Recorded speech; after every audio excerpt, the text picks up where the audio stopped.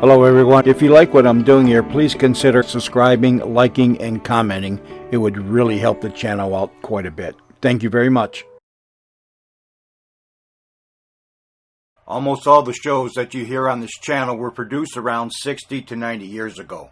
It was a different time and a different era. Stereotypical portrayals and comments were the norm back then. Many old-time radio shows contained some material that today some would find objectable in some fashion. This is history, and this was the way it was. We learn from our mistakes and we move forward every time the sun comes up. The shows contained here are not only for the historical content they may contain, but for entertainment. What some may find offensive, others will not. If you find you are easily triggered by stereotypical portrayals or comments, I suggest you immediately stop listening, unsubscribe, and find other avenues of entertainment. Unless the platforms that I have these shows uploaded to mandate they be removed, they will stay. Please enjoy the following show. This is Crime Classics. I am Thomas Hyland. I'm going to tell you another true crime story. Listen.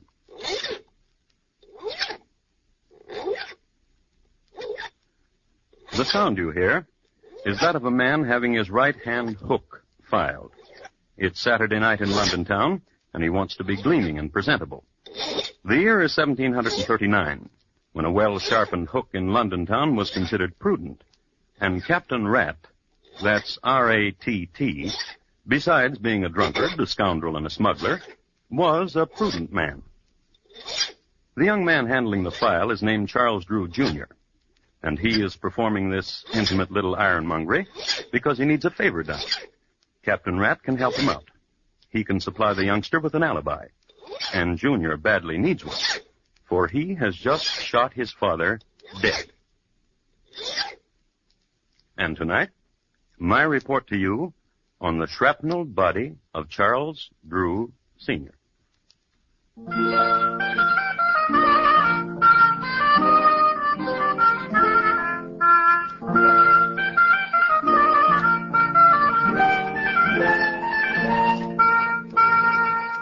Crime Classics, a new series of true crime stories taken from the records and newspapers of every land, from every time.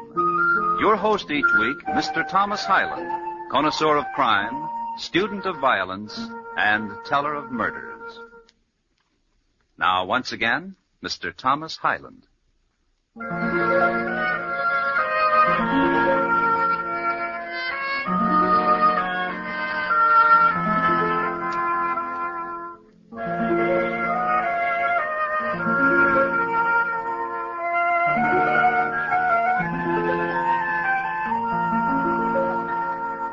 The year, as I've told you, is 1739, and the place, Long Melford in the county of Suffolk.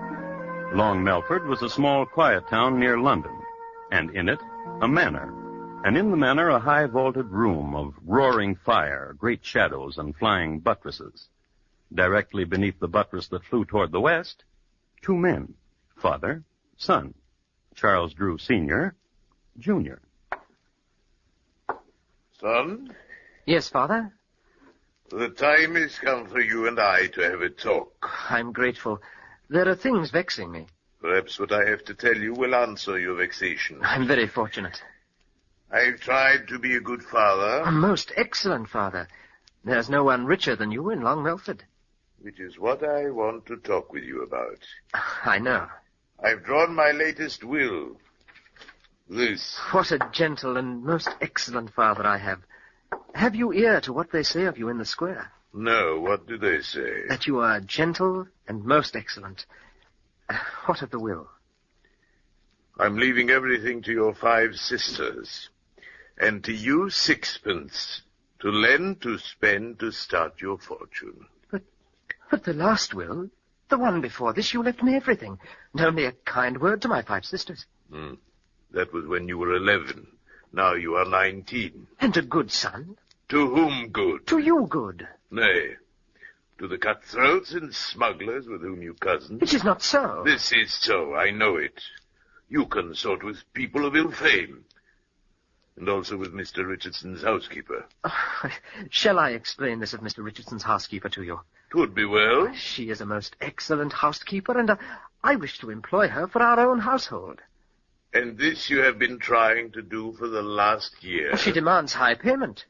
Our family can afford high payment. But I personally cannot, Father. Not until I inherit your fortune. And which with this new will never be. Father. I don't scare, son. Wave that gun or...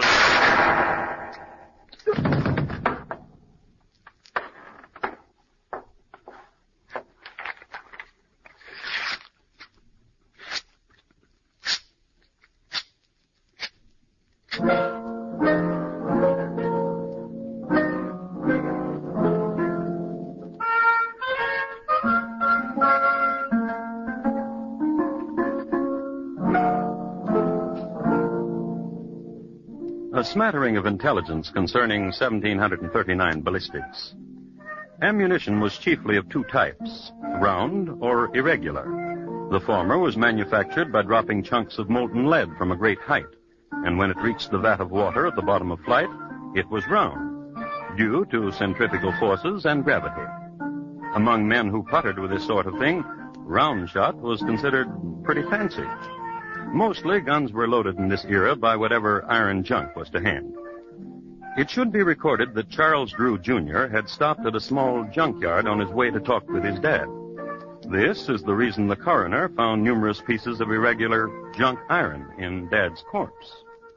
Let's see what Dad's son is up to now. Scene, Ye Old Bunnery, a rundown bake shop on Abernathy Lane. The time, 2 hours later. Principals, Charles Drew, Jr. and a Mr. Humphrey, bun baker. What brings you to Ye Old Bunnery, Charlie? I want to know a thing. And that is what? Humphrey, how would you like £100? You were saying £100? All you must do is say you killed a man. I killed a man. My £100, please. You must say you killed my father. I killed your father. My £100. To the police. Charlie. £200 now, and £200 after you've been to the police. You killed your poor old dad, Charlie? With this pistol. Huh? Leave you to be a very rich man? If someone were to go to the police and said he killed my father, he would be rich too. With his neck in the gibbet. I would guarantee that the man would be released. Inside of a week, he would be released. There are jailers who would release such a man, persuaded correctly, with enough money. A guarantee, eh? I know a guarantee. Write me a confession that you killed your poor dear old dad. I will hide it. I will go to the police and confess the deed. If I'm still in jail in a week, I will tell the jailer where to find your confession. Wrap me up half a dozen of your excellent buns, Humphrey, and I will give you £200, plus the price of them. Thereupon, Humphrey plucked a quill from his favorite goose in the back goose coop, sharpened it, and presented it to Charlie.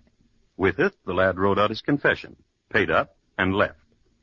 Humphrey waited for his wife, got permission to leave the shop, stopped at his house for a moment, then walked into the local constabulary and made history with this statement. If you boys are looking for a corpus, try 26 Bloom Street. If you're wondering what his name is, it's Charles Drew Sr.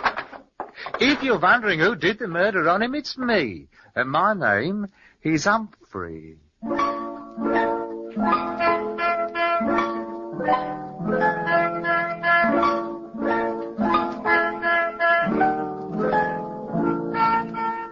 The police, upon arriving at the appropriate room at 26 Bloom Street, understood immediately that foul play had been done.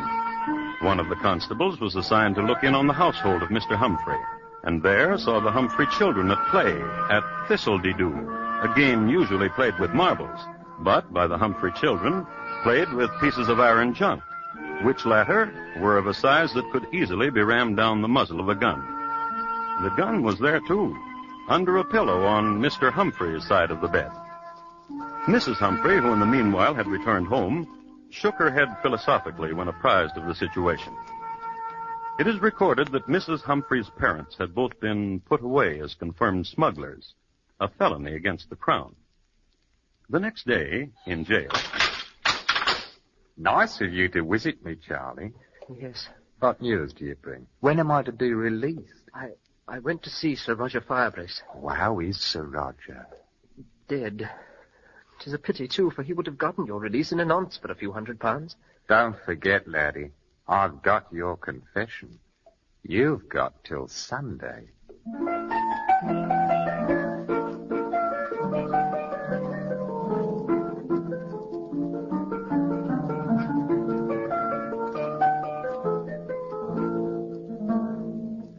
The youngster, however, knew another man of note, Sir Chauncey Fenwick.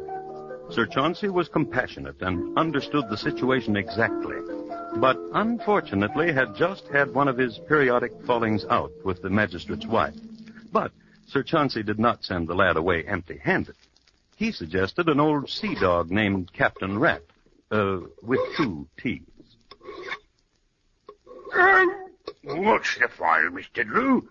You'll be missing me hook and be scraping my wrist. I'm very sorry, Captain Rat. Nervous, ain't you? I travelled here to London to talk to you. You see, Sir Fenwick sent you to me. Sir Fenwick took £500 and said he could do nothing with it. You're my last resort, Captain Rat. A wee bit dear, Mr. Drew. Aye. Now, what can old Captain Rat do for you? Do you have any influential friends? What be you needing? An alibi. For yourself? For a friend. Aye. 'Tis always for a friend. What about him? He confesses he killed my father. And he be your friend? By killing my father, he made me rich. I bear him no malice. And for him you want an alibi. Why? Why not let him rot? Why, sonny? You see... You kill your daddy, sonny? Keep the hook, Captain. You almost stuck me. Pardon, young gentleman. An alibi you want, is it? For a friend, To say what? That my friend is making a mistake. That he is having hallucinations. That he did not kill my father because he was with you the night my father died. And where, Mr. Drew, will that leave you? Well, since one has confessed to the crime, it is doubtful whether I would be charged with it. A sly one. Bean't you a sly one, young gentleman? Bean't you? Oh. I'll travel down to the jail with you and have a talk with your friend. How's that, huh? Very good. I'll need £500 for expenses. Oh, yes. Now. Yes.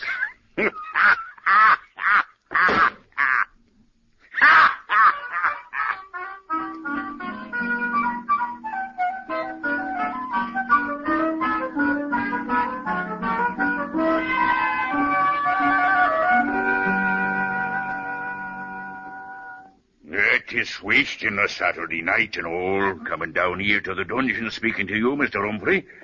But I don't mind. And you're going to furnish me an alibi, Captain? This be a strange one. I explained it all to you, Captain. You kill your dad. This one here says he done it.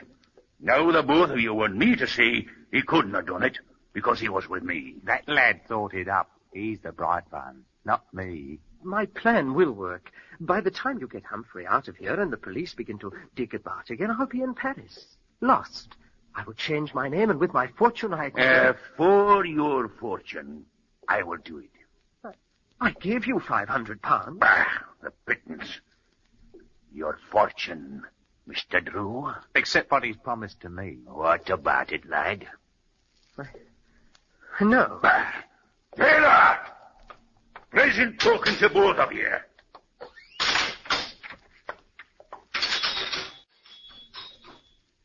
It's Saturday night, Charlie.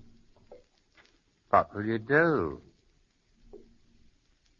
It's Saturday night, Charlie. I've got your confession hidden away. And tomorrow's Sunday. What will you do?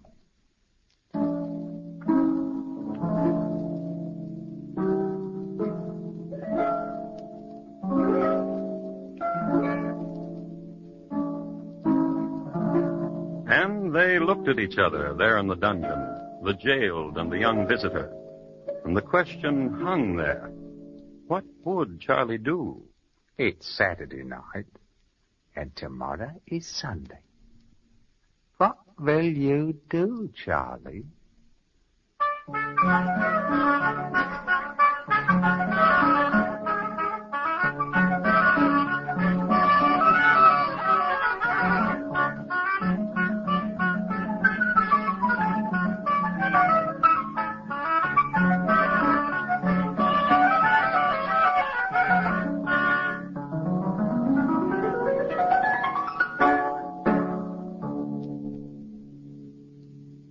You are listening to Crime Classics and your host, Thomas Hyland.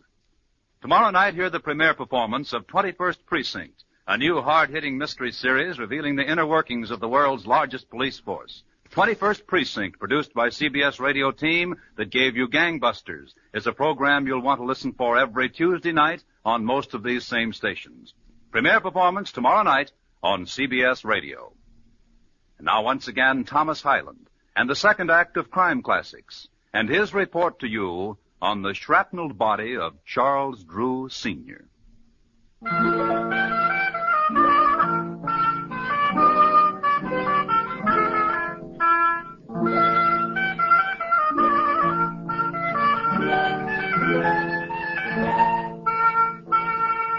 It's a short, dusty road from Long Melford to London. Not only that, but these days it's hard to find.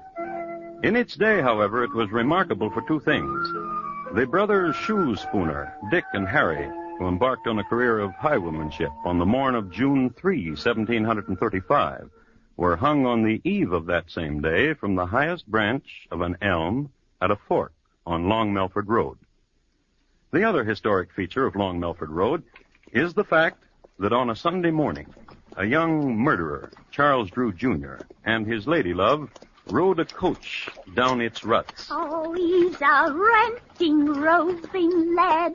He is a brisk and a bonny lad. Betide what may, I will be wed and follow the boy with the white cockade. Liz.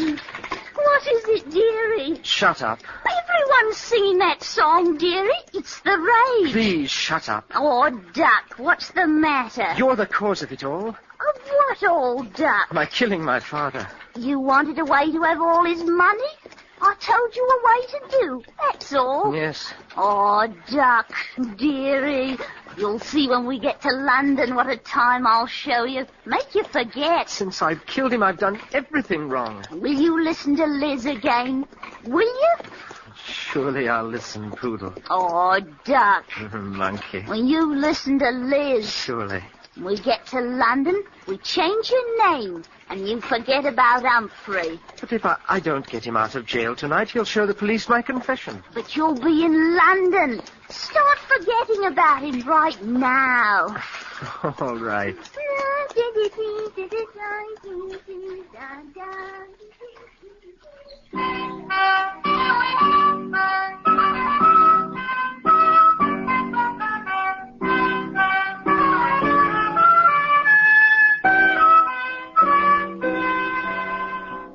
And so they fled to London town, little knowing that they had made a road famous. In London, they located a little-known hideaway called Bonhomme Carter's Thorny Bull Inn on the corner of Asquith and Chiswick. The lad registered under an alias, Thomas Roberts. Liz, however, registered in her own name, Elizabeth Bathal. As this was going on back in Long Melford Jail, where Mr. Humphrey was, there transpired this. In 1 hour, Wifey, I'm getting out of here. You be a fool. How? A fool? Where'd you ever have so much money? What bun are you baking, Wifey? This bun. The lad's given you money, all that money, and he's good for more. Aye? All we want. He's a rich one, that's true. Well, we can get more money before you show his confession. How? You said he fled. His Liz told me they were off to London town. You could write him a letter and say as long as he paid you £20 a day, you'd be willing to stay where you are. £20 a day? That's a robbery.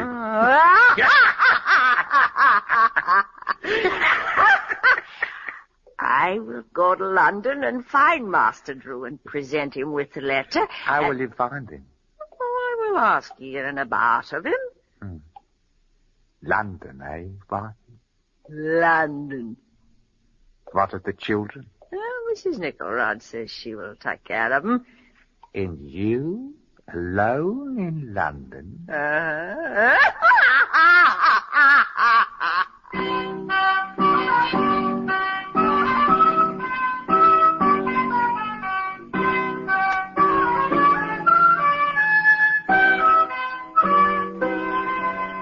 So Mrs. Humphrey went to London. A few observations about Mrs. Humphrey. Wash away the flour and the excess dough. Put on long sleeves to hide the muscles made prominent from kneading bun dough. Comb the hair, exchange shoes for boots, and Gertrude Humphrey was rather presentable. When she went to London, Mrs. Humphrey did all of these things, plus making a mental note not to laugh too much, not only because of the horrible sound she made, but also because of the mischievous twitch it brought on, which she could not control. So, off she went to this place, to that, to this pub, to that, asking for a Mr. Drew. I should like to comment here that in 1739 the gin was of an excellent Holland distillation. However, its chemistry had a peculiar reaction with Gertrude Humphrey. Though she fought it, and though she laughed not at the most hilarious joke, including the historically famous one about Lady Mumbly and the Troubadour, the gin caused her to twitch mischievously. This attracted to her London dandies, who plied her with more Holland gin, and who promised her help in finding Mr. Drew, and who never did. But Gertrude never lost sight of her mission, and one night in a pub in Covent Garden... Mister... What's the present, dearie? Well, now, dearie. I want a gin. Gin for the lady. What's your name, dearie? Gertie. Gertie. Here's your gin, Gertie. Drink up. Well, now, dearie. Is your name Drew? Is that what you want my name to be? I'm looking for Mr. Drew. Mr. Drew! Is there a Mr. Drew? Yes. Oh, now, Gertie. I'm the one that's bought you the gin. Yes. My name is Drew. You ain't the Drew I'm looking for. Oh, now, why do you say that? Here now, lad. I'm the fella who's bought her the gin. Here's a guinea, my lad. Find another lady who likes gin. Oh, I will, that governor. Thank you. Bye, Gertie. Oh, now, why do you weep, pretty one? You're so beautiful. Always crying beautiful things. Gin for the lady. Now, stop that weeping. Here's your gin. I say, mischievous wink you have. Is that truly your name? Truly, Ladybird, it is. Ladybird. And you were looking for me? Ladybird. My name is Drew, and you shouted for Mr. Drew. So beautiful you are. What do you want of me? I've a letter for a man named Drew. Really? Oh, I want you to have it. I really do. Then give it to me. You must turn your back now. Right you are. Yeah. Oh, you want a conniver, you are.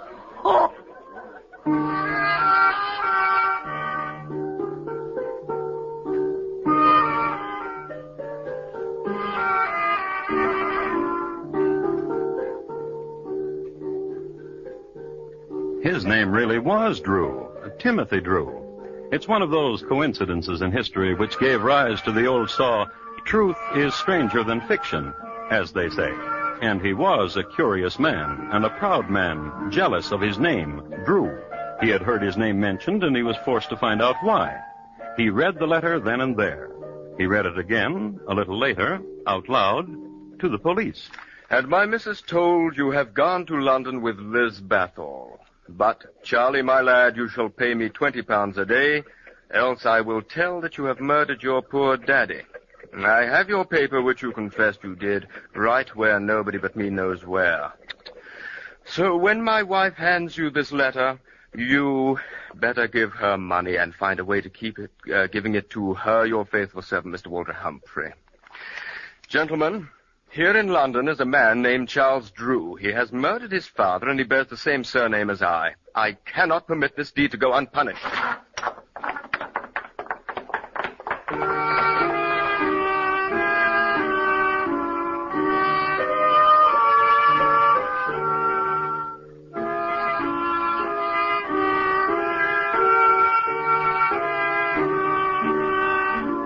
Even in 1739, the London police were thorough, and, goaded by the enormity of the crime and spurred and accompanied by a man whose name had been besmirched, they combed the alleys, hostelries, pubs, dens.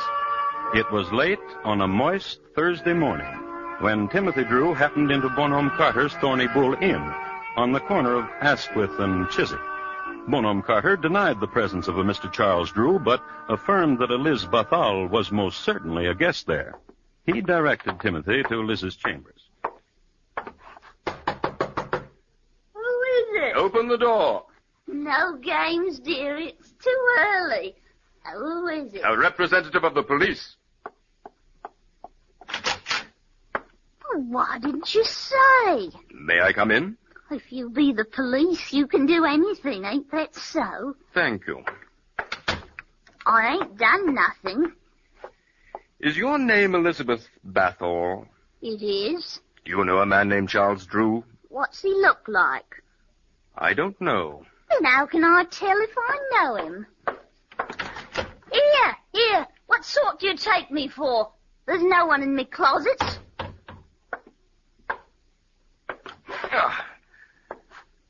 What is this young man doing under your bed, madam? A man? What's he... Quiet, woman.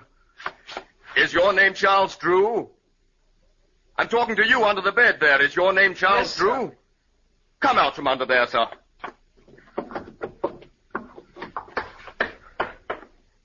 That's right, sir. My name is Charles Drew, sir. And did you kill your father? It would be a small life living as I have been. Yes. Yes, I killed my father.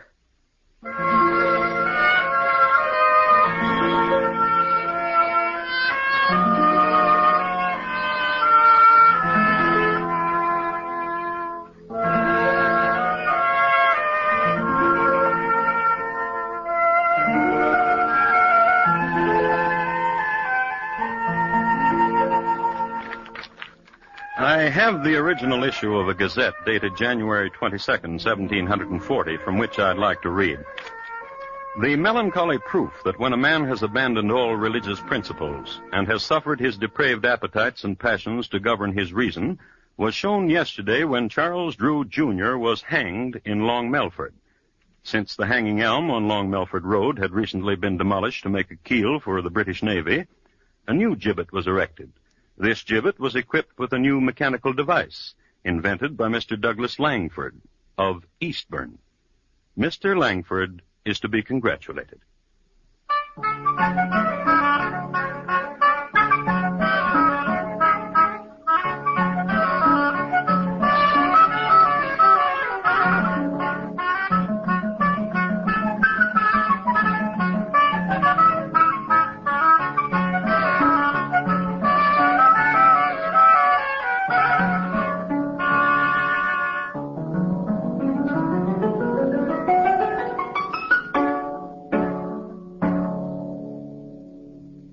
In just a moment, Thomas Hyland will tell you about next week's crime classic. The shrapnelled body of Charles Drew, Sr., tonight's crime classic, was adapted from the original court reports and newspaper accounts by Morton Fine and David Friedkin. The music was adapted from themes of the period and conducted by Bernard Herrmann, and the program is produced and directed by Elliott Lewis. Thomas Hyland is portrayed on radio by Lou Merrill. Charles Drew, Jr. was played by Terry Kilburn, and Liz by Betty Harford. Featured in the cast were Paul Frees, Ben Wright, Irene Tedrow, William Johnstone, and Anthony Ellis. Bob Lamont speaking. And here again is Thomas Hyland. Next week, the office directly below that occupied by Oliver Wendell Holmes is the scene of a catastrophe. The place, Harvard Medical School. The time, 1849. My report, on the terrible deed of Dr. Webster. Thank you. Good night. It's big news when a former publisher, soldier, and congressman, the famous son of a famous father, stars in a new radio series. And this Wednesday night, you'll want to listen with all your might when CBS Radio stars Will Rogers, Jr. as Rogers of the Gazette over most of these same stations. Rogers of the Gazette tells the story of a small-town newspaper editor, what he stands for, and also what he refuses to stand for. Premiere performance this Wednesday on CBS Radio. Stay tuned now for Gary Moore with Arthur Godfrey's Talent Scouts, which follows immediately over most of these same stations. And remember, America now listens to 110 million radio sets and listens most to the CBS Radio Network.